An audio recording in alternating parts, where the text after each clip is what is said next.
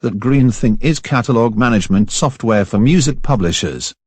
This is the 5th episode of video tutorials. Today, we start using Common Works Registration, CWR. In previous episodes, our database contains some data, but right now we start over with nothing in it except one publisher. You. This is how you get your TGT instance when it is first activated. Well, this is the basic plan. We'll add features in later tutorials. Let's click here to add the first musical work. And just run through creating a work, adding a writer, selecting the publisher, entering shares, saving, selecting the work and create CWR in the action menu, then clicking on Go. We covered all of it in previous videos, but we'll pause here, because we need to explain what CWR, Common Works Registration, really is. CWR is a protocol and file format for registration of musical works with CMOs. But, it is also used for data exchange between publishers, metadata delivery to DSPs, etc. In a nutshell, a publisher creates a CWR file and delivers it to a CMO. The CMO sends a CWR acknowledgement back to the publisher. If you want the longer version, we have many videos about it, linked at the end, and there is the most relevant link in the description. So, for now, we'll just create an extremely simple CWR file, containing just one work where we entered the work title, one writer with the role, one publisher and some shares.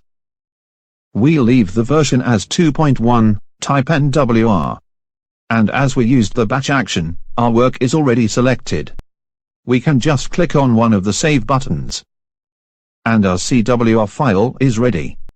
Well, let's click on View CWR. Here it is, with a bit of syntax highlighting. These two rows are file and group headers.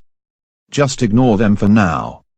And these two are group and file trailers. Also ignore. Everything in between, starting with this row, is our work registration. Well, we did not enter so much information, did we? Well, we did enter the title, first. The code in purple is work ID, it was assigned by TGT. The next two rows, starting with SPU and SPT, say who the publisher is and what percentages they collect where. Aspiring Avians are original publisher, affiliated with ASCAP for performance and HFA for mechanical. They own 50% of performance and 100% of mechanical and sync, and collect this worldwide.